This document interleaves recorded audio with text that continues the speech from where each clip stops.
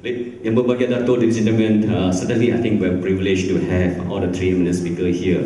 I'm very much tempted to go through the eminent credentials for all the three speakers here, but in the interest of time, I take note that the credentials have been very well written in the program book. So without much further ado, I'd like to move on to the presentations. And I request again, because I noticed that our speaker from Thailand has also catch a flight at 2 o'clock, so he will leave by 1 o'clock as well. And I think, not only that, I must also admit, myself also have to leave by 1 o'clock. So I think with your understanding, probably, I think I will ask all the speakers probably to confine to about 15 minutes presentations. And instead of the forum manners, perhaps I think I will just open instead of having the chairman talking most of the time, I will let the audience to have the question and answer after the three presentations. So I think without much further ado, I think I would like to invite Dato' Asman from MINDA to give us a presentation. Dato', please.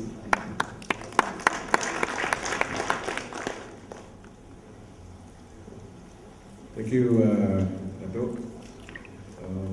Ladies and gentlemen, distinguished speakers, Dato', and also the President of IEM.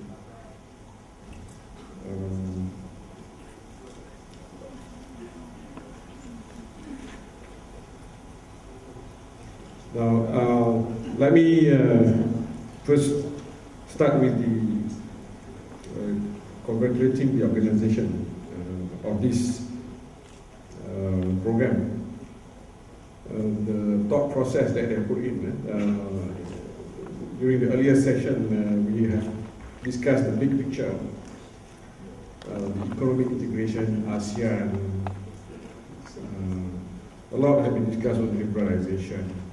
And today you are seeing a lot of opportunities in countries surrounding in our neighbors.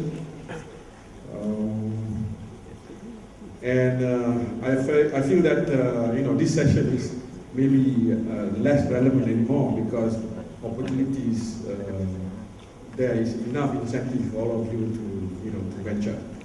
But anyhow, because we have been given a topic to talk about Malaysia, so let me just take you through very quickly to the slides that I have prepared. Let me talk about MINDA first.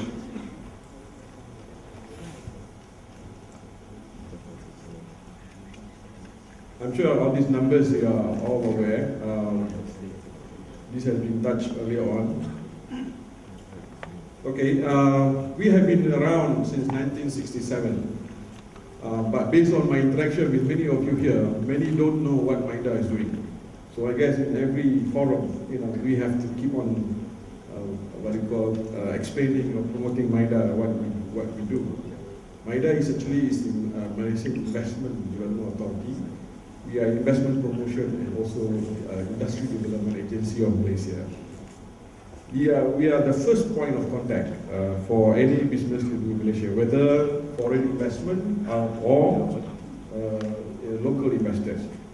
So I just want to sum up in three rules here. Rule number one, if you want to do business in Malaysia, think of MINDA. Rule number two, there are other agencies, many agencies in the country, regional corridors, specific industry promotion agencies and all that. You can also talk to them. But it may be a bit tiring if you have to go from one place to another. So it becomes rule number three. Go back to rule number one. Just MINDA. So very simple. Okay? We are actually a one-stop center. We have the important government agencies in MINDA, as well as our contacts in other relevant agencies and ministries, as on the slide. So what we do is we do promotion, we do evaluation of license and incentives,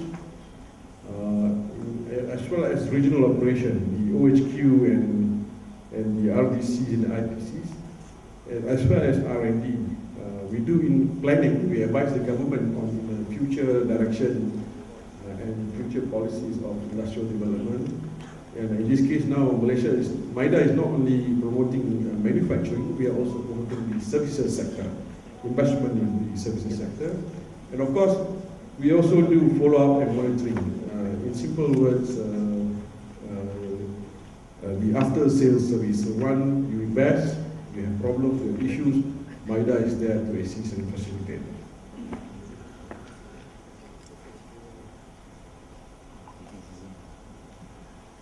Now, as the National Investment Promotion Agency, we are the main coordinator for the National Investment Agenda. We have the new economic model, which has its own targets and plan. We have the 10th National Plan. We have the ETP, Economic Transformation Program, which is stressing on the new key economic areas, as well as the non-NKEAs. So MIDA is taking the lead and coordinating with many other agencies in the country. Just to share with you the trend of investments that are coming in Malaysia from 2006, from 111 billion to the highest in 2012, 162 billion total. So it's a new record. And for the services sector, also you can see the graph is very encouraging, inching up, and in fact you can see that in 2012 the percentage is even higher. And the next slide will give you some breakdown of what sectors or subsectors of the services sector that the investment went to.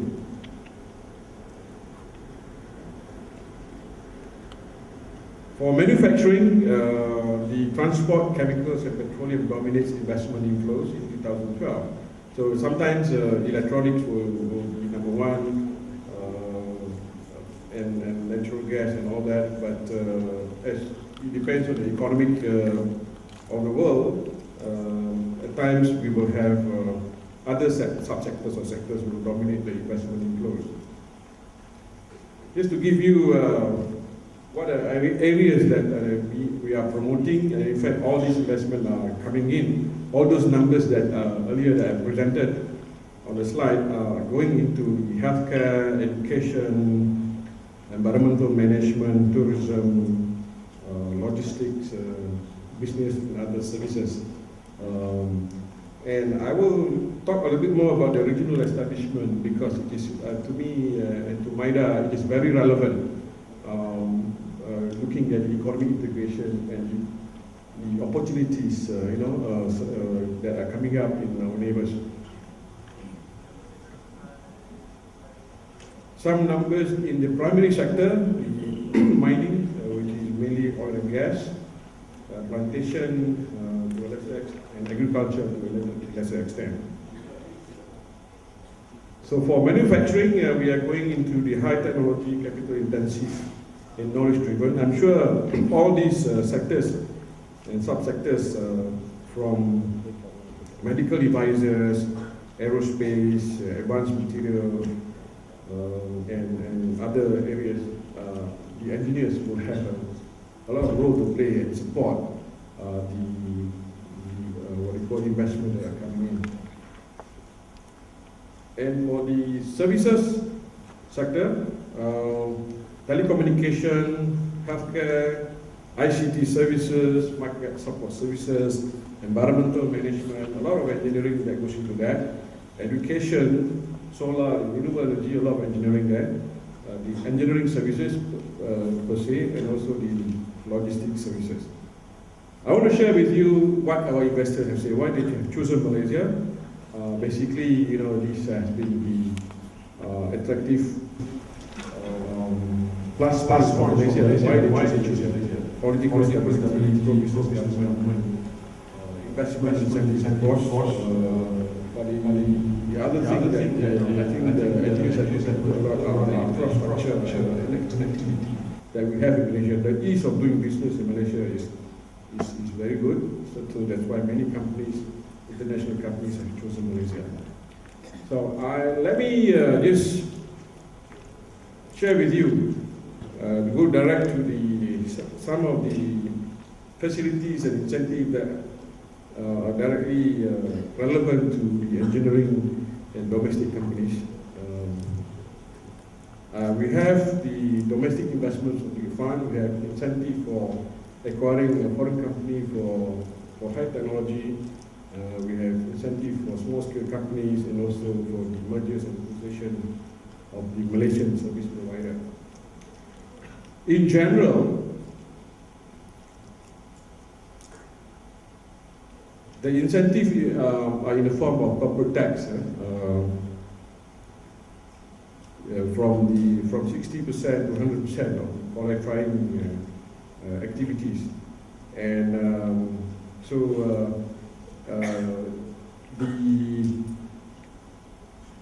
it's called pioneer status. So many companies have enjoyed this incentive in manufacturing and also in the services sector.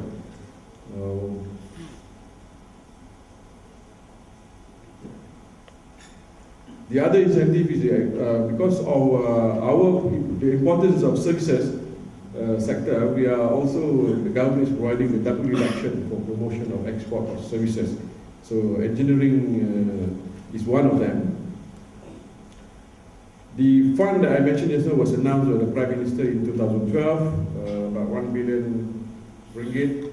It does not offer an outright grant. It's contingent on the investment of the applicant. So it's not for you to develop yourself only, but actually you have to invest, then only you can qualify for the grant in the form of reimbursable basis. So it is provided as a customized incentive, and also it is the good thing is that it can be on a negotiation. You can negotiate so this is a very interesting mechanism that we are providing to companies.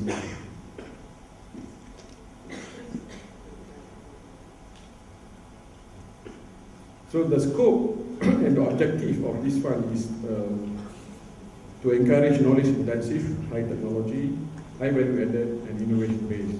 And number two is to accelerate the shift of Malaysian-owned companies in the targeted areas or industries that I mentioned earlier. Engineering services is one of them.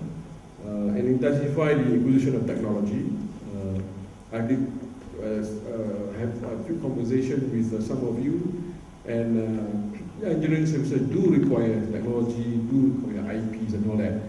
So you can avail yourself to this fund because you are an existing concern and you can qualify to this BISF.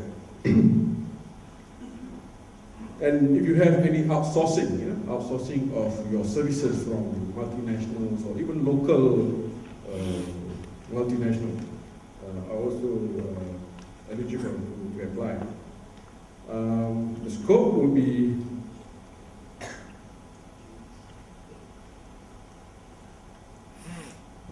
training, modernization, R&D, meeting the standards and certification, and license and purchase of new technology.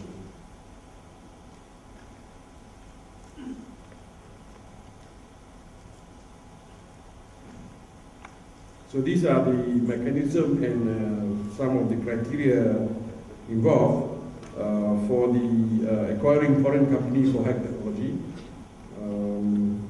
Before I move on, when you talk about funding, some of you mentioned to me, you want to go for international, you want to go international player, you need help in funding. Apart from the domestic investment subsidy fund, there are also a number of organizations and institutions owned by the government helping local institutions. For example, under the MIDF, Malaysian Industrial Development Finance Berhad, Services Capacity Development Fund is available in the form of soft loan, as well as Exim Bank.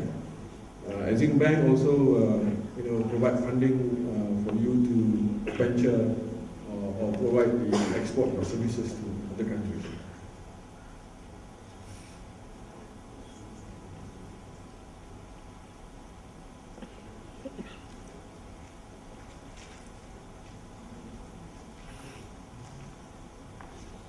Now the other incentive, I think my colleague from the SME Corp did mention about this some of these incentives on the merger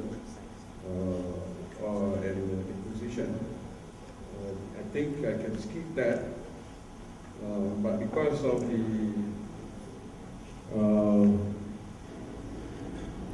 one of it is the services providers. So the incentive is a flat tax rate, 20% for 5 years. Then you can exempt from the stamp duty. But the enterprise to merge must be 100% Malaysian owned and has an annual turnover of less than 5 million, of less than 50 full-time employees. Now the sectors eligible, as you can see, one of it is the engineering services, among others, and it has to be within 3 years from the announcement of the incentive. So the mechanism, application is through IRB, and 3 years, within 3 years from July 2012, so applications are considered. Now we are promoting integrated engineering services, so there are not many in Malaysia, so we would like to create more of this. So we want all the local engineering companies and engineering services companies to invest in themselves in many areas. So along this value chain, we can look at some of the incentives that we can provide and the facilities that I mentioned earlier. And to give you an example, some of the local players that we think have a very good activity in integrated engineering services. As you can see, Mini Consult, Apura in China, HHS, YTL, MMC, and UM. This is just some examples. So we would like our local engineering service provider to be like this. So that's why all these incentives and facilities are here and accommodated by the government for you to enjoy so that you can grow and take on the opportunities in the region. I'm not sure about you are aware about this, but for engineering services, you are eligible for double deduction for promotion of export of services and tax exemption on the value of the increased export.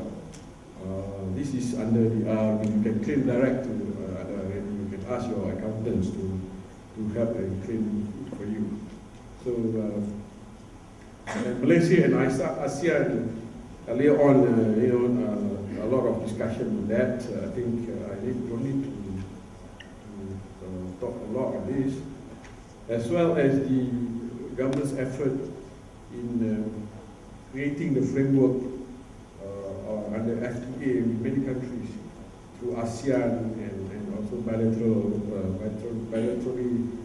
with many countries, and also as well as ongoing negotiations with Saudi there.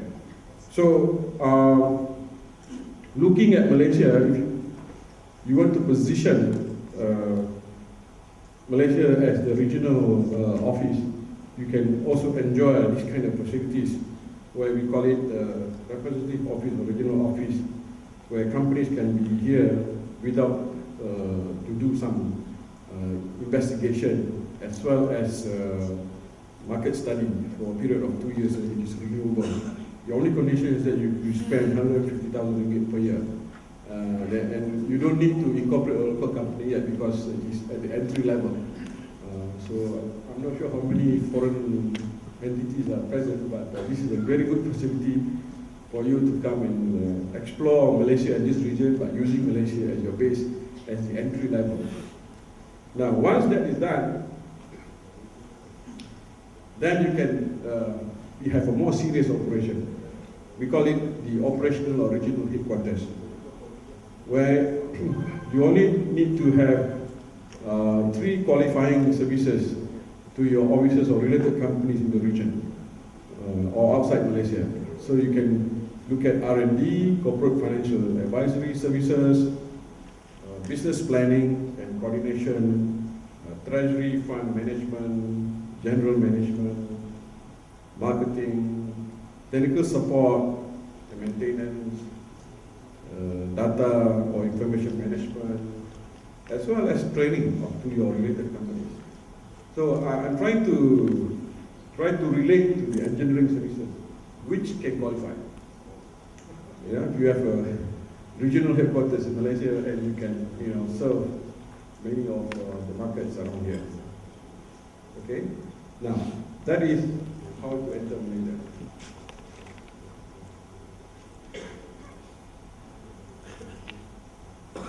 And the good part, very attractive incentive.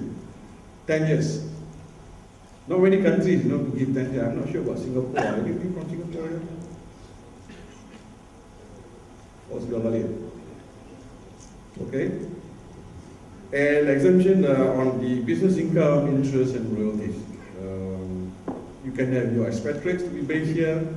Earlier on, we have colleagues and friends from the region who needs engineers in that area. So if you don't have, you can come and train in Malaysia and service your country, your home country from Malaysia. And 100% ownership, foreign equity is allowed. So I think, Dato', that is my very short presentation. Please remember, rule number 1, MIDA is the first stop if you want to do business in Malaysia, regardless of foreign or local. Rule number 2, there are so many agencies and government departments that you have to deal with. Go to rule number 3. Rule number 3 says, go back to rule number 1, MIDA. Thank you. Thank you very much, Dr. Osman. I think certainly, the audience was definitely thinking of that all the 3 rules. The truth center on, there's none other than MIDA, the one-stop center. I would like to invite Dr. Tirathon to give us a presentation, please. We'll now listen to the Thailand incentive.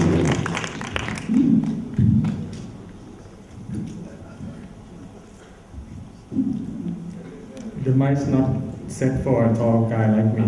Right. First of all, I would like to thank IEM. I would like to thank the President for inviting me, both Chu Kok Bieng, sorry if I mispronounced your name, and David Lee. And it's very nice to be presenting and joining IEM event. This is actually the second time. So last time I met Chu Kok Bieng is in KL. Most people in ASEAN think liberalization as a threat, but I see it differently. So as you see that we're probably having some contest in pictures here. I don't know why they sent the pictures of me like 7 years ago. That's actually pictures from my wedding like 7 years ago. Maybe my wife sent it. So basically, I'm one of the youngest committees member in EIT, but ask yourself that most professional society are run by quite senior people, but ask yourself who will be facing this liberalization phase. It's entering like my age that have to run under these situations, in any way it turns out. So EIT sent me as a person to present today, not only because I'm young. The other reason is because most of the EIT committee members are from educations, but I'm from practical side. So basically I used to work for contractor, moved for working for a real estate developer for almost 10 years, and then I get back to my family business, which is engineering consulting, which is service firms that we're talking about today. So I don't prepare for long presentations, but I try to cover as much as I can in terms of the problems that we are really facing. So this is ASEAN, that we've been talking about ASEAN for many, many years, but actually very little steps has been really moved in terms of free trade or free service that we have been mentioning. So this is how ASEAN set up. So it started back very long time ago with 5 countries. And then we have Brunei, Vietnam, Laos, and Myanmar, and then Cambodia. So we try to develop into some things that EU has been achieved, but we have to see it from now how we actually achieve, especially the way we see ourselves. So we not only talk about in terms of economics, we also mentioned about in terms of political security, which can pose a serious threat on other aspects of coordination as well.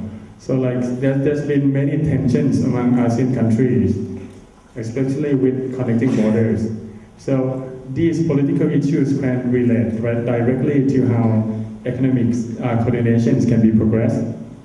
And then we also have many diversity in terms of social and cultural. This is actually, I see as a strength of our regions, especially in terms of tourism.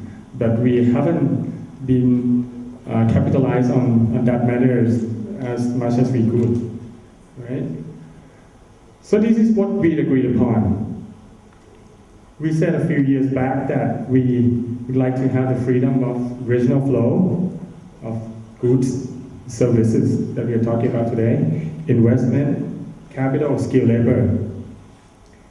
Many see these as competitions, like I said. Depends on the way you look at it. If you look at it in a negative way, you see competitions. If you look at it in a positive way, you see opportunities.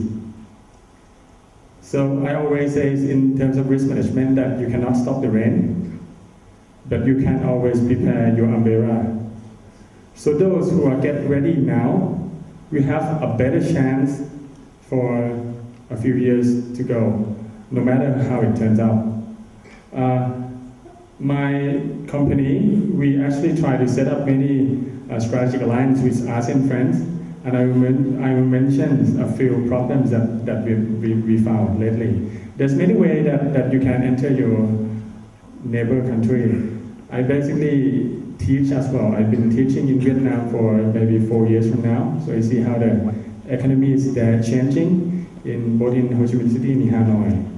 How there's many companies going there, some success, some fail, but I'm pretty sure that you're going to be the one with success story. And there are some other countries entering Thailand as well, but I tell you that Thailand local market is very strong, and there's a certain kinds of rules that you should know, and we mentioned some of that today, both unwritten rules and written rules. So we agree that we want to see free flow of cross-border delivery, consumption, commercial presence, movement of natural persons, our human capital.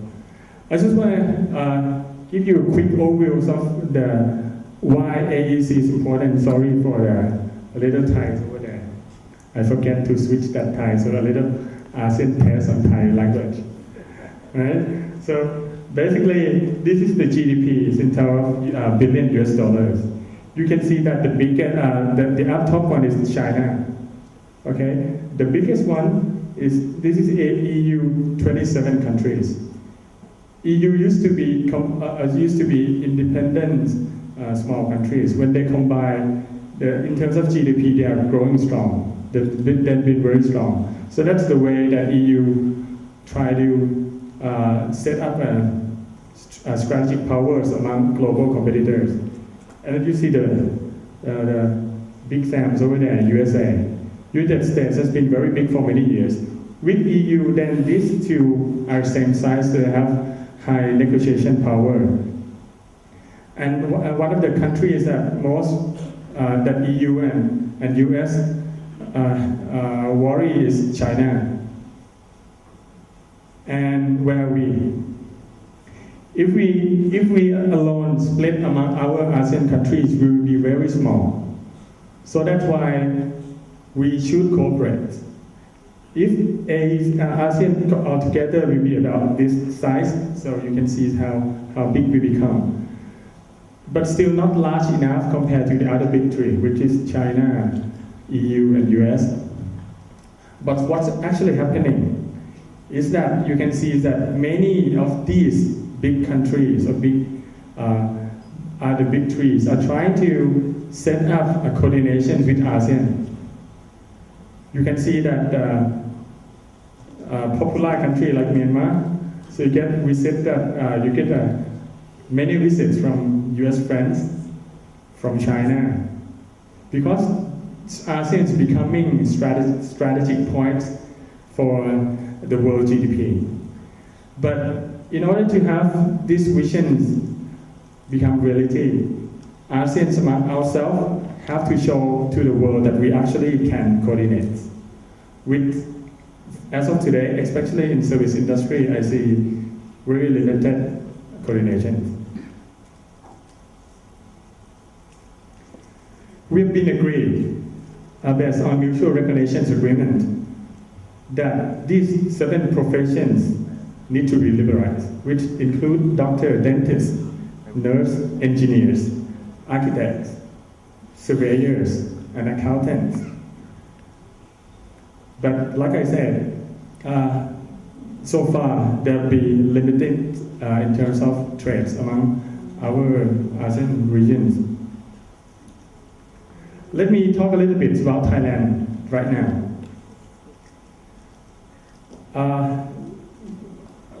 Actually, our GDP has been revised down to about 3 to 4% GDP growth, which is relatively low compared to other countries in the regions. A part of it is because, as you know, that many situations happened in Thailand started with political crisis, which is run for many years, and then we have flood. And then we have tsunami, whatever. But that's an excuse. And the current government try to push our GDP further. So they try to rely on less on export, which has been main driver after financial crisis in 1997. So the current government are pushing very strong in terms of infrastructure, which is directly related to our professions. As a Thai, I see the situations in political stability has been improving quite a lot. So even there are disagreements, but there's no fighting on the streets. And we don't want to see that again. But it's very funny if you've been to Thailand that a few months ago it used to be like a war scene. Then some months later it became a beer garden. That's a strong point of Thailand. That's why many people love to go there. But this year, in the move of trying to coordinate with ASEAN members, so Thailand has already lowered corporate tax 2 years in a row. So we not only lower corporate tax, but we lower personal income tax as well. So basically, the reasons to lower personal income tax is the government try to push up the consumer spending, with the hopes that it can boost up GDP, and also lower the corporate tax in order to try to make ourselves competitive amongst other ASEAN members and also comply with the rules. And we see ourselves growing with AEC.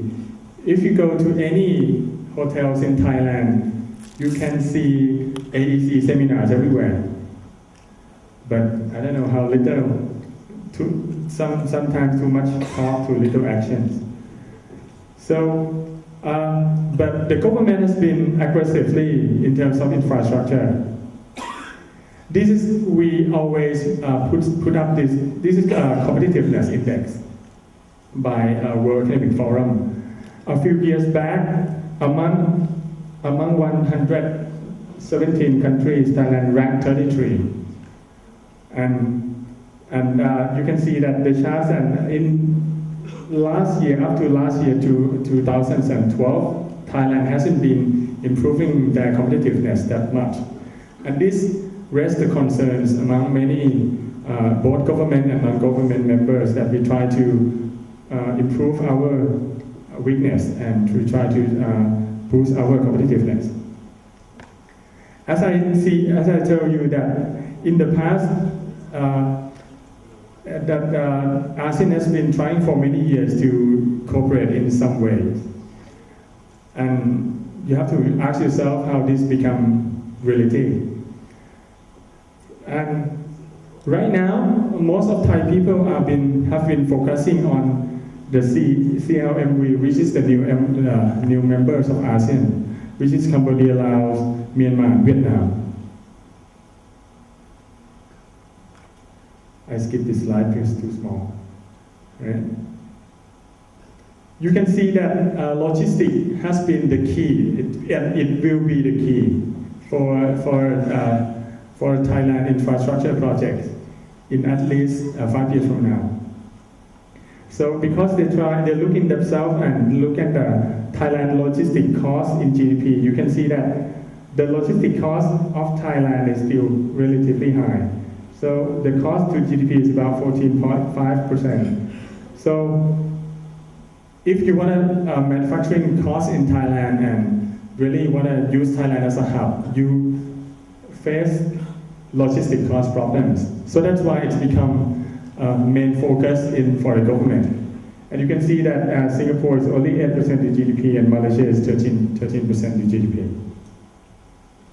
And this is the roads, that connection for the East-West corridor, and that you can see that these are the countries that I talked about.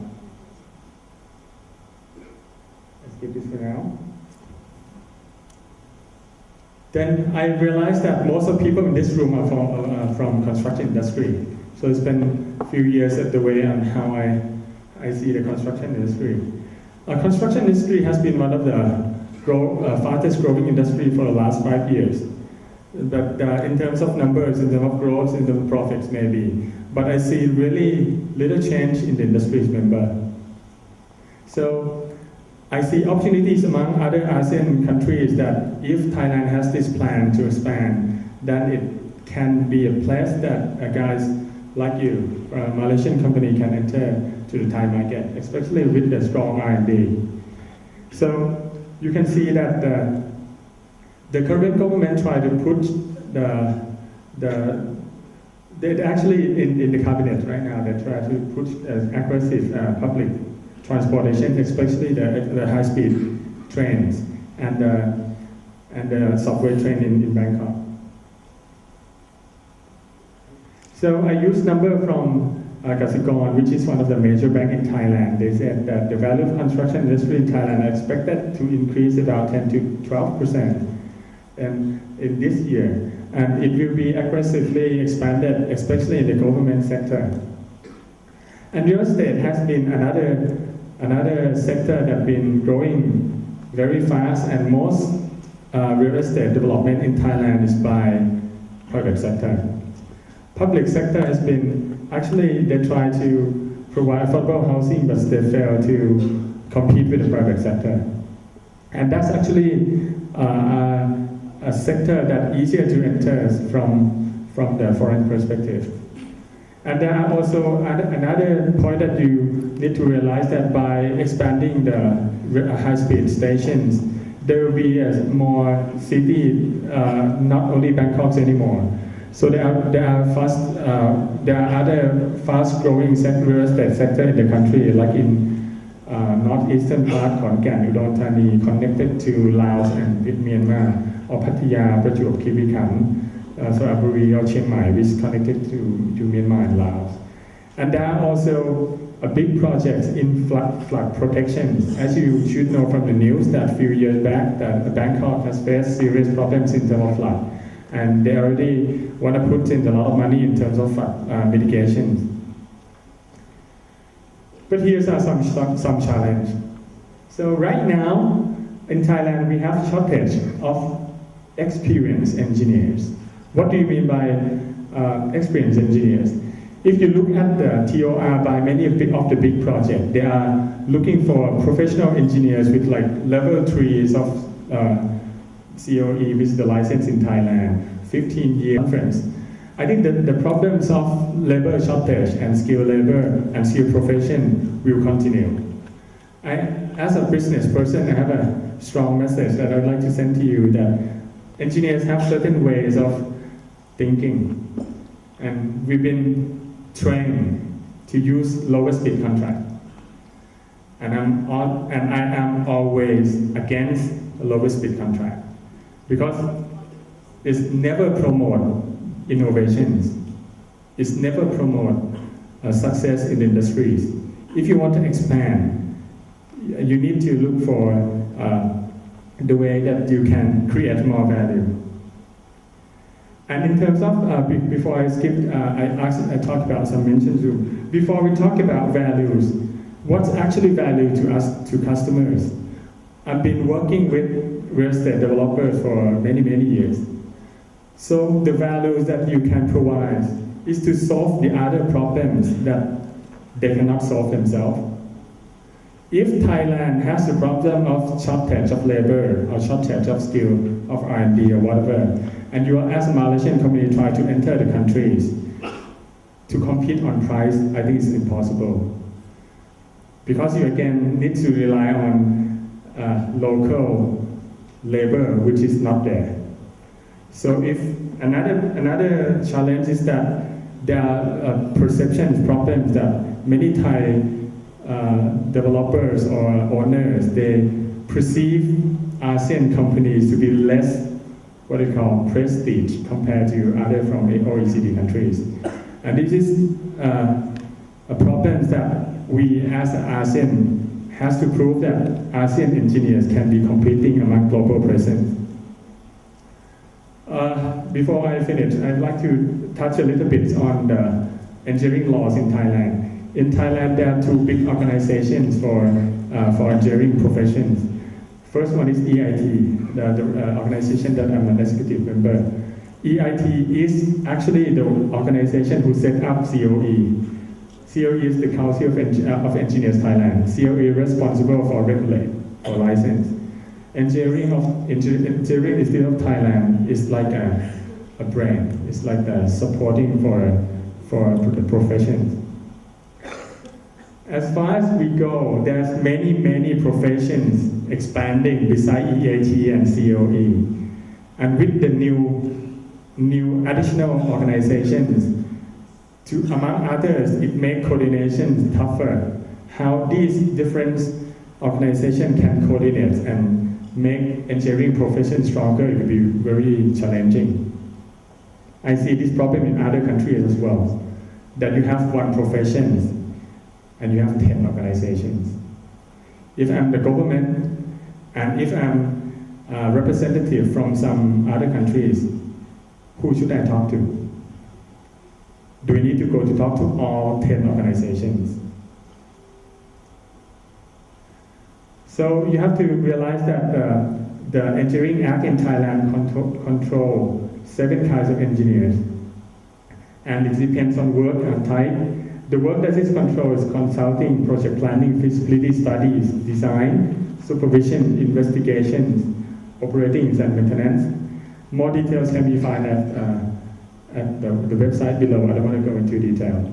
So these are the fields of engineers that we control. Civil engineers, mining engineers, mechanical engineers, electrical engineers, industrial engineers, environmental engineers, chemical engineering.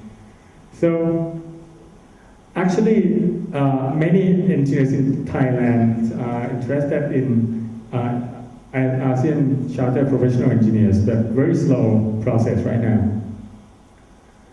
So before I conclude presentations, there's opportunities in Thailand. There are demand. There are a lot more demand than supplies in the market. And we are expanding our infrastructure project. And as I mentioned before, there are need for skilled labor and skilled engineers. But there are many challenges. On the first one, I see the fees. It's still very low. As I discussed with some of you, I think it's been low for many others ASEAN countries, but I think it's already the point that maybe IEM should set up maybe a strategic task force that this should be, we have to do something with it. because this is the time that we see a lot of interesting projects from the presentations, but why the fee is still low? Am I studying the same book with those economics people? Right? And the residentials, there are also resistance of locals towards liberalizations. But I think we need to sit together. I don't think this is a threat. I think the people who actually liberalize first will gain an advantage.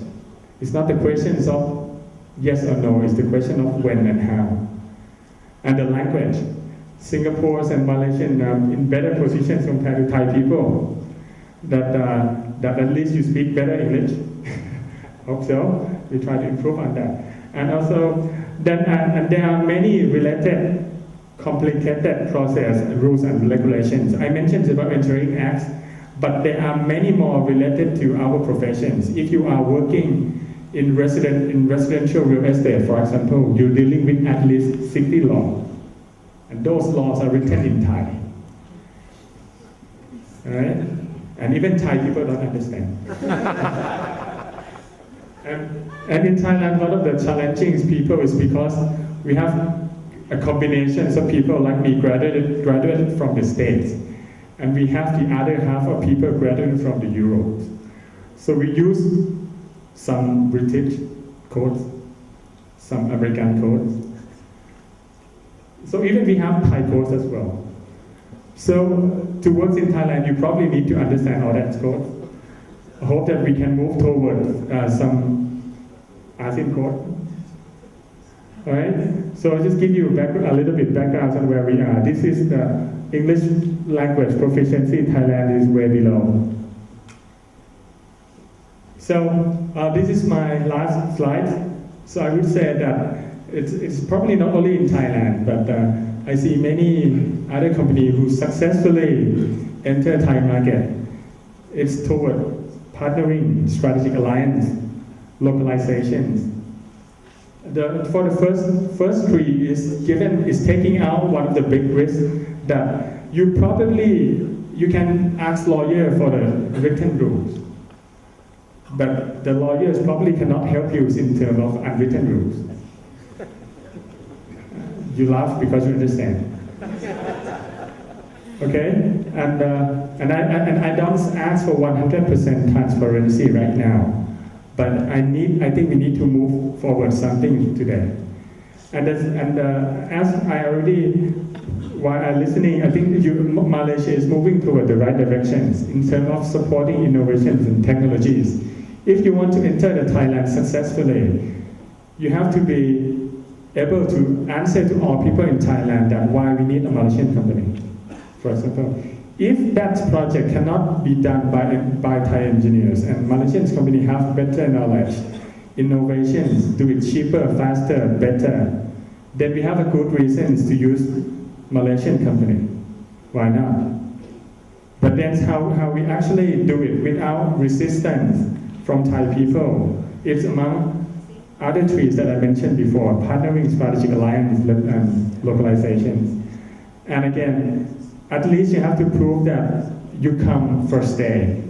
I mean, there needs to move toward making the whole region become a better engineers as a how can ASEAN regions become a leaders in terms of engineering services? It probably our next question instead of relying on innovations from OECD. So that's what I would like to conclude my presentation today. Thanks a lot. Thank you very much, Dr. Tariq, I think for a very interesting presentation. Yes, taken us through just to remind us that there's this ASEAN Economic Community, which will be come in full force come the 2015. More so with this AAC, the blueprint is in place now.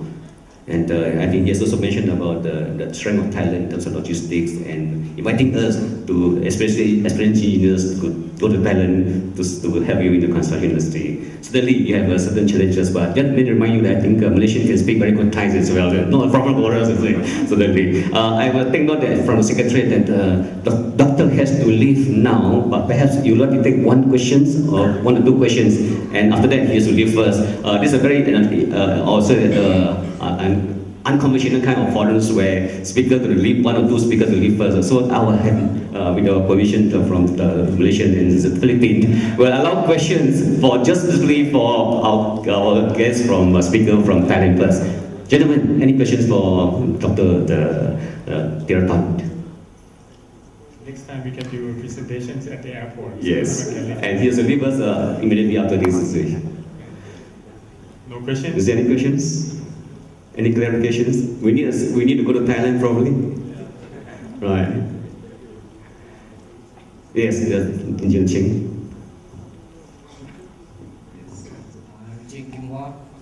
I'm not going to ask a question, but I'll just give a comment maybe related to speaker from Thailand. I've been working in Thailand.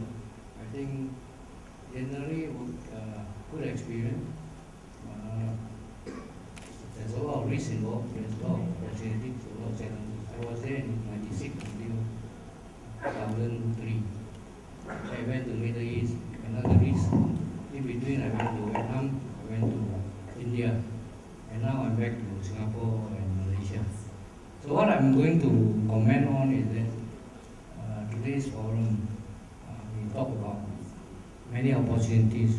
The speaker from talking about Cambodia talked about some part I think quite important, the cultural trait of the country.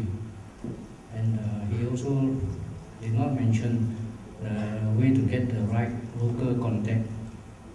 And I think that's very important in any country you operate out of your own city or your own kampung in general.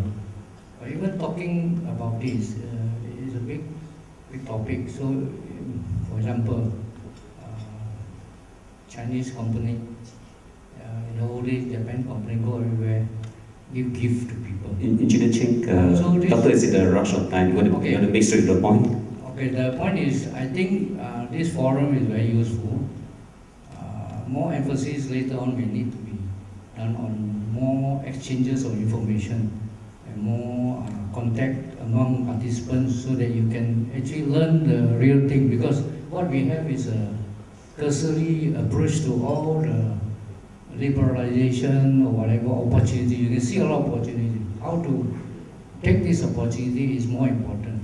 But that is probably no time for covering it in this forum. I did not put on those examples on the slides. One of the reasons is, probably you know the reason. The second reason is that it's very specific, and mostly there's new rules every day, especially for a big project that the TOR is changing.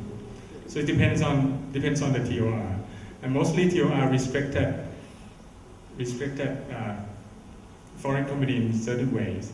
So, but it's not impossible for coordinations. That especially for we have just proposal for expansions of the airport, and that joint venture amongst many companies. We have at least 3 bids. So it's very difficult to address exactly one size fits all way how you actually enter the market. I think you mentioned the correct point that you have to get into the right people, and not the right people in terms of under tables or corruption, something like that. But the right people who actually know how you actually can get the answer to those problems. It's not actually that secrets anymore. That you can get additional information. And this current government has been challenged by many people, not only foreigners, but among the Thai, that one of the big questions for them is to how to create more transparency. I think it's one of the best times that to enter, so you can ask this question directly to those. And I think they need to answer that. That's right. I think, thank you very much, Dr. Thirathon. I think certainly there's the right legal way to have inspirations insofar as that is concerned. So once again, ladies and gentlemen, I would like to ask you to give another round of appreciation to Dr. Thirathon.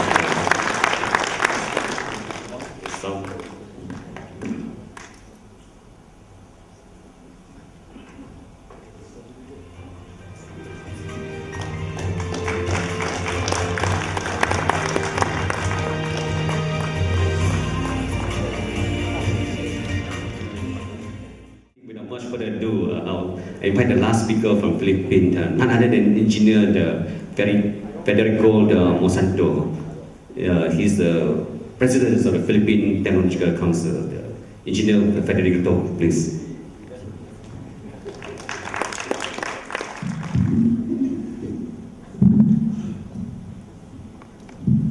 President Jacob Bing, Deputy President and Moderator Lin Cho,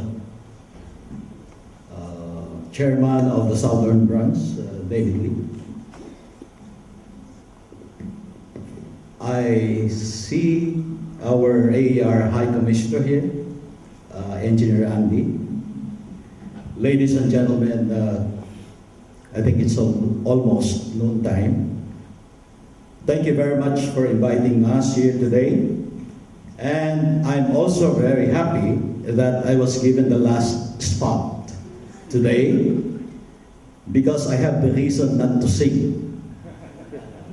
We have a very short time, so therefore I don't have to sing today. President Chok knows that whenever we Filipinos hold onto the microphone, we sing at least 3 songs. That's why I'm going to take it out.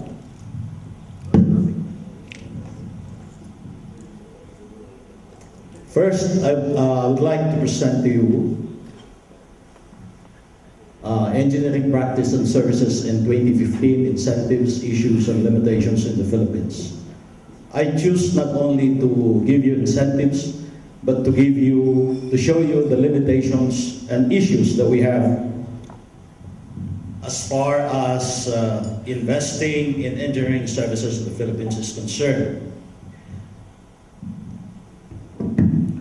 Initially, I would like to show you some facts about the Philippines, although I know that you know very much about the Philippines, especially our penchant for having calamities.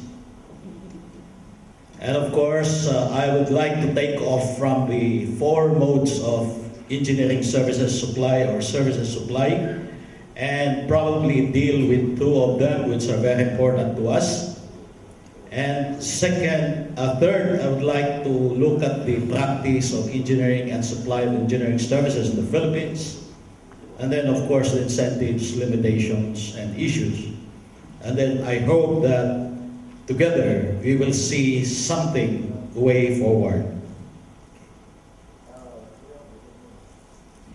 This is the ASEAN, and the Philippines is right in that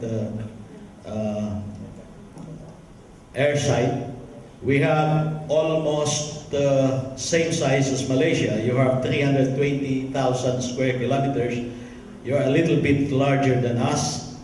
We have over 7,100 islands and mainly Luzon, Visayas, and Mindanao. Okay. And we have 94.85 million people with a GDP of $224 billion or a GDP per capita at the current rate of 2,369. Our GDP is mainly in services, about 56%, industry about 32%, and agriculture about 13%. These are data in 2011, and we have grown above 7% in the last 2 years that President Aquino has been leading the country. We hope to maintain that growth in the next at least in the next 3 years while he is still the president, and we hope to continue thereafter. These are the 4 modes of supply of services as defined under GATS. Of course, the first one is service crossing from one country to the other. And the second one is the consumer from country A goes to country B to accept the service in that country.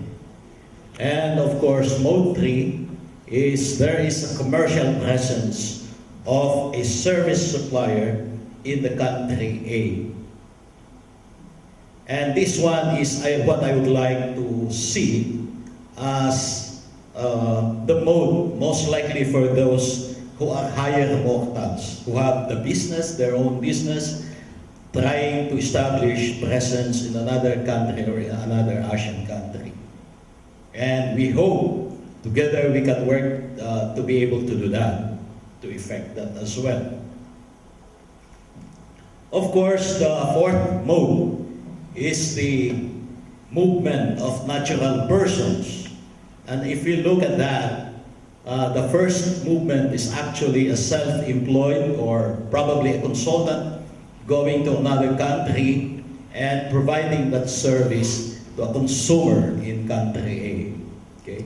Or the other option, the other mode, rather, sub-mode of mode B, A4, is there is a temporary employment of a natural person from a country B to a service firm in another country.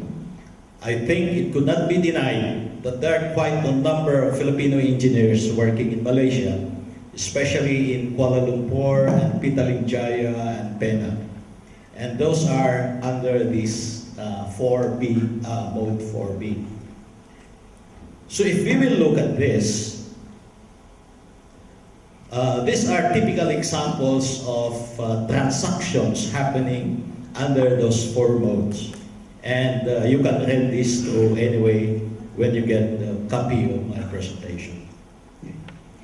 And therefore, what I would like to see as very important to all of us, because I see people who are in business, their own engineering service companies, as well as lesser mortals like us who would like to probably go out of our typical, comfort zone in our countries and get to be a consultant in another country within ASEAN or be an employee of a company within ASEAN. I was talking with a guy who spoke about Cambodia just this morning and he said, "You are a Pinoy. I know I have two colleagues in Cambodia who are Pinoys as well." So those are examples of people moving out of the Philippines, serving service firms in other countries like Cambodia. So the second one, of course, as I've said, for lesser mortals like us, is to go practice engineering in another ASEAN member state, and hopefully be able to seek greener pastures in those areas. And of course, we are talking here of issues as far as licensing and registration with a professional registration authority in a particular country. We are talking also of registration with local engineering professional organization and local regulatory requirements, local agency requirements if there are any, and of course, financial criteria. Practice of engineering in the Philippines is very much regulated, especially for these 12 engineering disciplines. Agricultural engineering, aeronautical, and so on and so forth. Civil, chemical, electrical, electronics, geodetic, mechanical, metallurgical, mining, naval architecture, and marine engineering, as well as sanitary engineering. These are 12 disciplines, and each one have special laws pertaining to the regulation of those disciplines.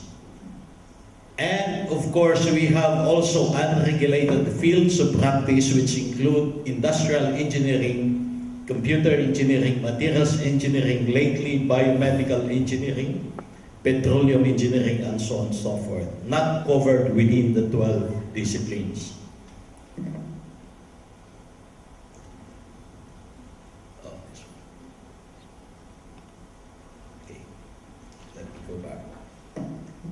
In the Philippines, before you can actually go and practice profession,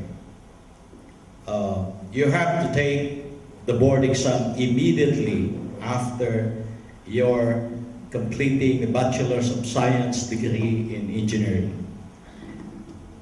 Those are required for these 12 engineering disciplines. And after a while, normally 7 years of practice, you may qualify for three disciplines.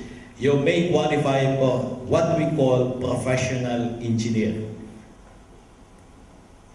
Passing the board examination or the licensure examination immediately after completing a Bachelor of Science degree qualifies you only to become what we call registered engineer.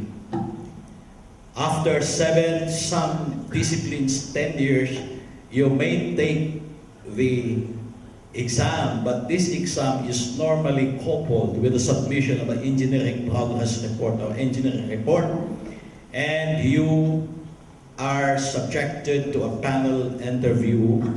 It's not a written exam, it's a panel interview or a panel exam, and then you may be granted what we call professional engineer. These are applied to mechanical engineering, civil engineering, and electrical engineering and electronics engineering only. The rest, once you pass the board exam, on your first 1 year, 2 years of experience, then you may practice your profession continuously, of course, with the requirement for continual professional development or continual professional education. The rest, like industrial engineering, computer engineering, once you graduate and your graduation has been recognized by our Commission on Higher Education, then you may immediately go in and practice engineering. Unfortunately for foreigners like you, in the Philippines, there is a provision in our constitution that practice of profession is strictly limited to Filipinos. But don't despair, because in each of the laws of this regulated discipline, there is a provision that says, under special circumstances and under the terms and conditions of a reciprocity agreement with any other country, in which case the ASEAN Mutual Recognition Arrangement for Engineering Services has been signed in December 2005, then you may practice engineering, of course, in cooperation with a local Filipino engineer. So, however, prior to doing that, you must still get through the Professional Regulation Commission, which assesses and evaluates qualifications prior to giving temporary special permit for practice of engineering in the Philippines. Engineer Federico, we could speed up in the interest of time. Yeah. Right. Yes. Okay. So the investment priority plans is normally issued every year, and I would like to mention that there are preferred activities, mandatory list activities, export activities, and the ARMM list. The ARMM list is the autonomous region of Muslim Mindanao. There is a special list for that because there are special areas where our people are encouraged to invest in the ARMM. Okay. Includes creative knowledge-based services such as engineering services, R&D, and among others. And that list, once you are included in the IBP, you are given certain provisions for incentives when you invest in those areas as mentioned in the IBP. Okay. These are the preferred activities, and as I've said, engineering services is included in the creative industries or knowledge-based services. Mandatory list, you can see there renewable energy, clean water projects, ecological solid waste management, and so on and so forth. You will see the applications of engineering services all over, especially those in the mandatory list. Mandatory lists are areas of investments which are made possible and identified by means either of Republic Act or law or by executive order from our executive department of the government. Okay. Of course, export activities, service exports are given special treatment.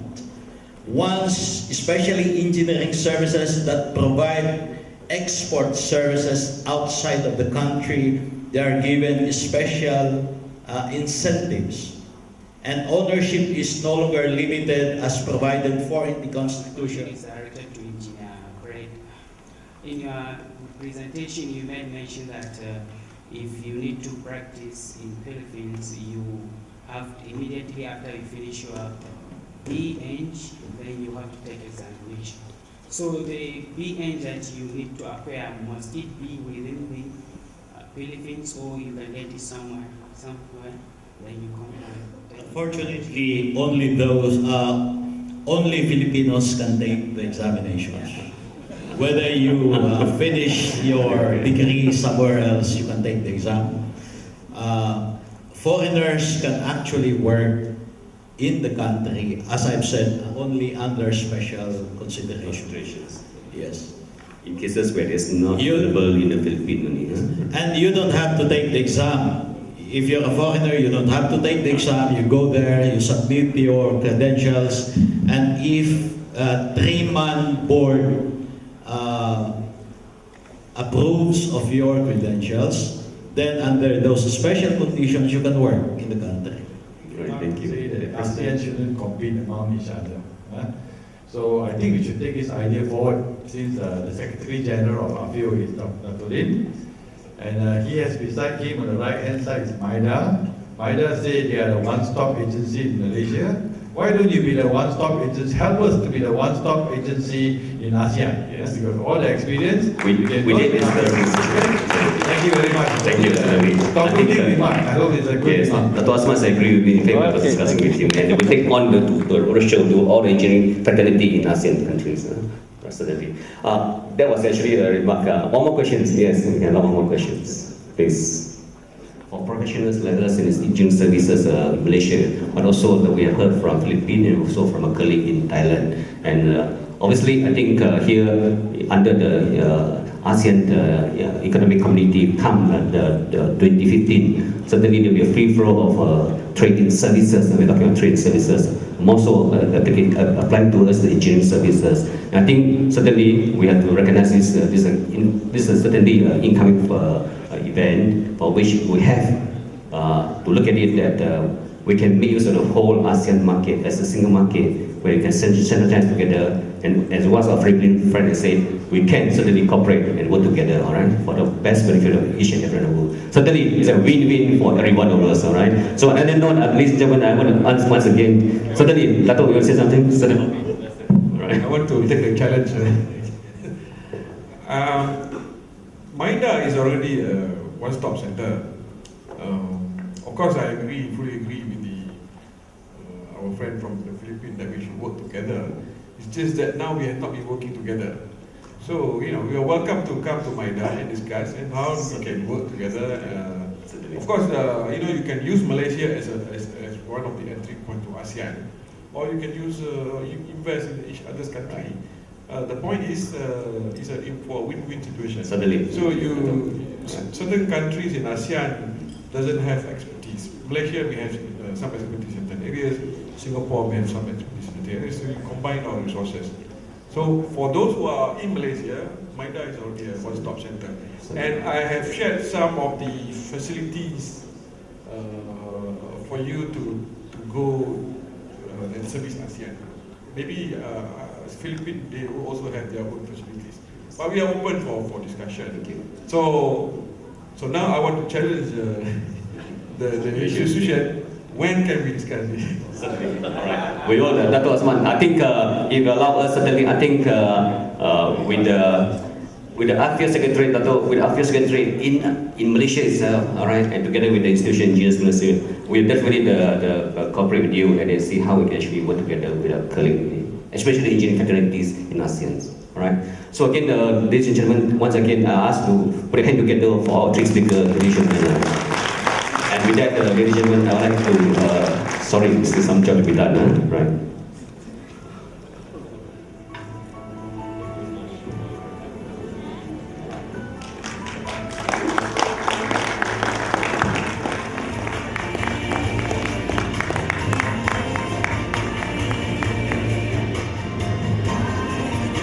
Thank you Yang Berbahagia Dato' Engineer Lim.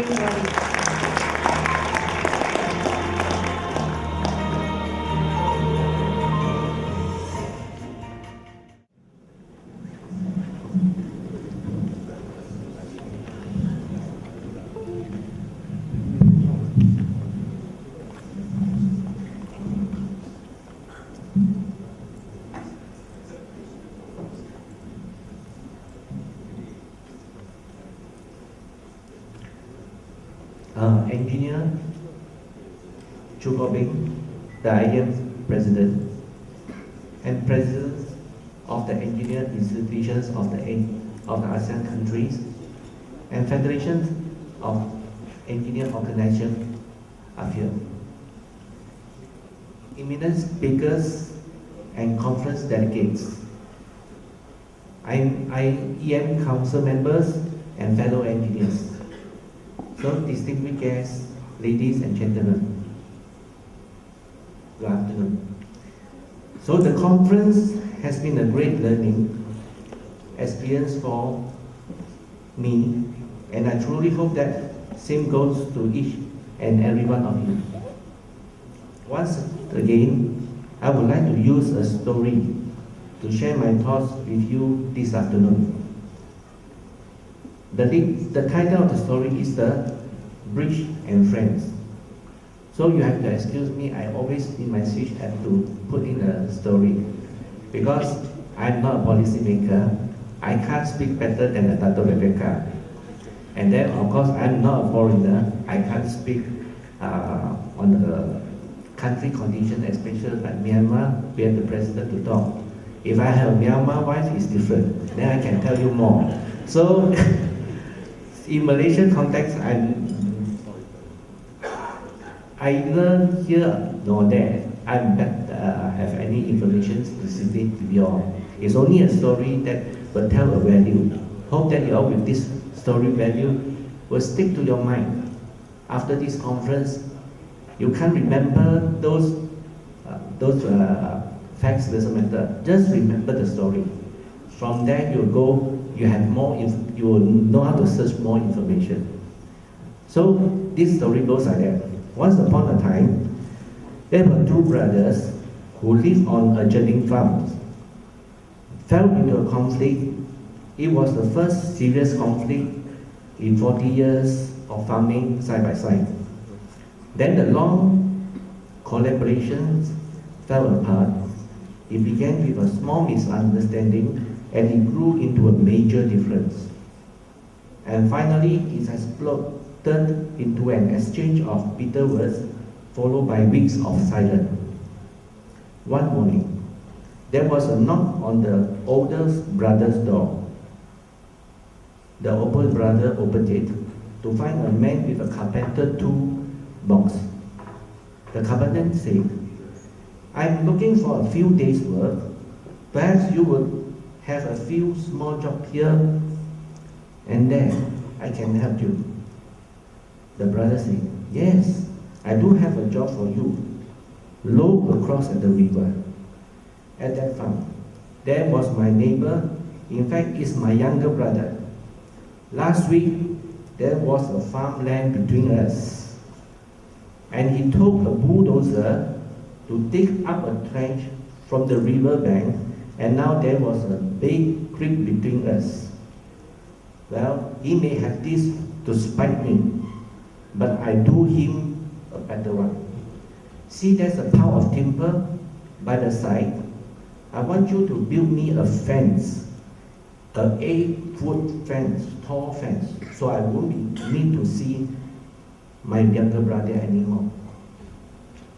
The carpenter said, "I think I understand the situation. I will be able to do a good job for you. Trust me." So the older brother had to go to town. So he helped the carpenter get the materials ready, and then he went off for the day. The carpenter worked hard all that day, measuring, sawing, and nailing the woods. About sunset, when the farmer returned, the carpenter had just finished his job.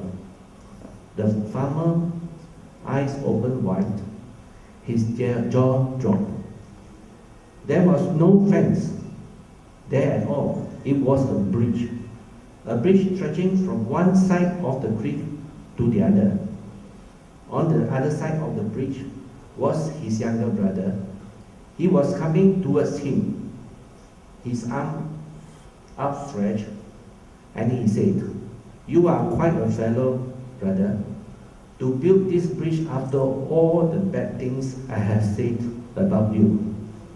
The two brothers stood at each end of the bridge, and then they met in the middle, taking each other's hands and shook, and they hugged one another. They turned to see the carpenter who is living with his toolbox. The elder brother said, "Mr. Carpenter, please, don't go. I have a lot of other projects for you to do." But the carpenter said, "I would love to stay on, but I have many more bridges to build." So, distinguished guests, ladies and gentlemen, each ASEAN country is like a brother to Malaysia.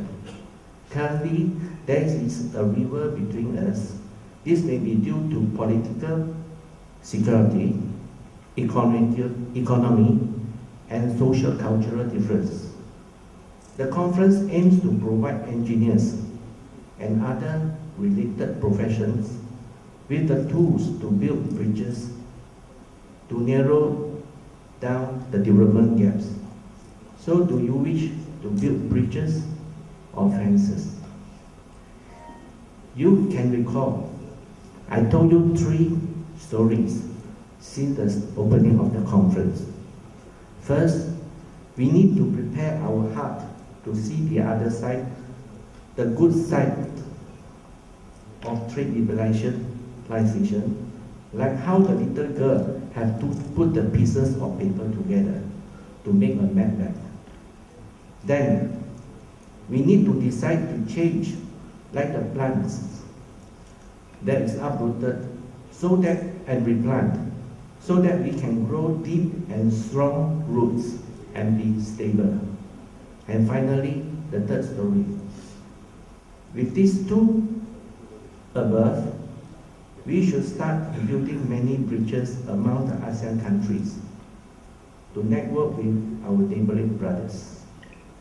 We thank God for this successful conference. I would like to take this opportunity to thank my associate, Professor Hayati, for, may I have her to come to the stage?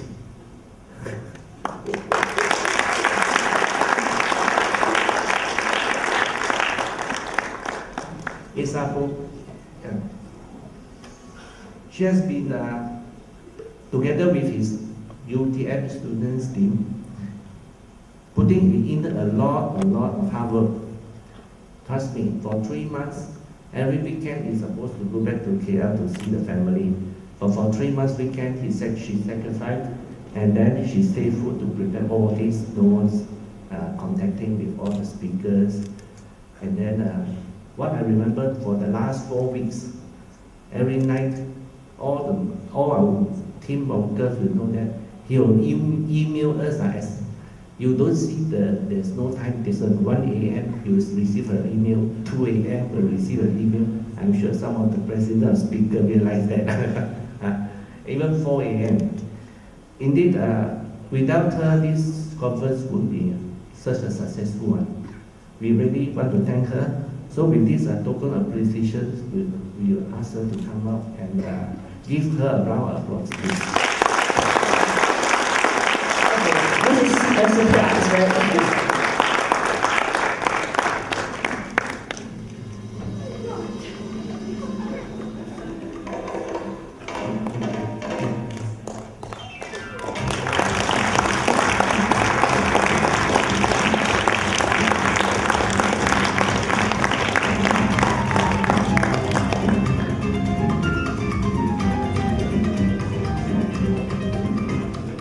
Thank you very much. So,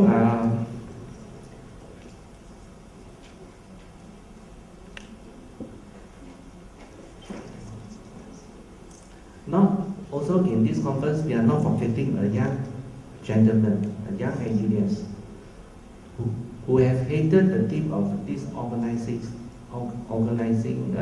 committee in our annual dinner and the conference dinner last night. I'm sure those who have present should have enjoyed last night the dinner. Normally, IM annual dinner we only have 35 tables, maximum 50. But this year we hit 79. So from his effort, we really want to appreciate Engineer Justin Lai and his team.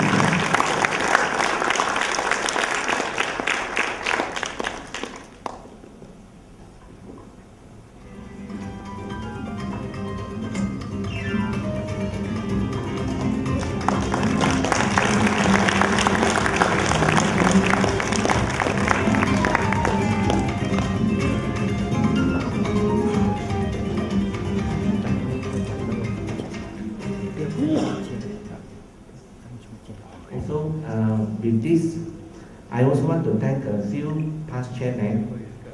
They have been a great support attending almost all the meetings for this conference to make sure everything is in order. Like what Professor Hayati has mentioned this morning, they went through with us at challenging times, especially Dato Engineer Nunakau, and of course, Engineer Momahir. I don't see Engineer Nunakau.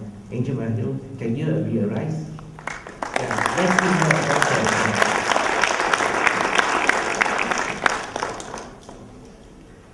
My sincere appreciations to the rest of the organizing committee members, including the young engineers who have been doing a great job. I have a long list of people to thank. Please forgive me if I have missed out your names. Finally, for the conference to be a success, ladies and gentlemen, a big thank to you all, eminent speakers and distinguished VIPs for joining us, and my special thanks also extend to all the conference participants. This conference would not have been impossible if not for you. Can us arise and give a round of applause back to ourselves? Yes, please.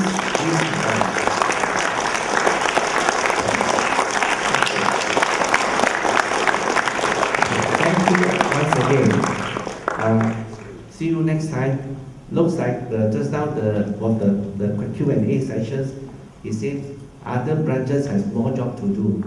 So we hope that the Sabah branch, Pahang branch, Penang branch, you have to follow up from here. See you in the next conference. It's your turn now. Thank you.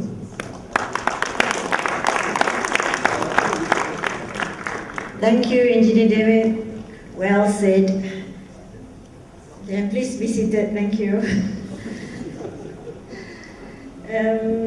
Again, ladies and gentlemen, all this would not have been possible without the whole team. So it's not just about me and Justin, it's just the whole team. So they were just amazing, amazing team that we have. Ladies and gentlemen, to err is human, to forgive is divine. With that, I truly apologize on behalf of the organizing committee for any shortcomings during your participation in this conference. We hope that you've had a fruitful conference, and we thank you for your participation. The presentation slides will be uploaded in the IEM website. Please refer to the program book. It's at the back page. Our address is there. So ladies and gentlemen, I think everything has been said by Engineer David, so I'm just going to say, till we meet again, have a pleasant journey home, especially our international delegates. Selamat jalan, and thank you. Assalamualaikum. Lunch is provided. Please go and have your lunch at level 1. Enjoy your lunch.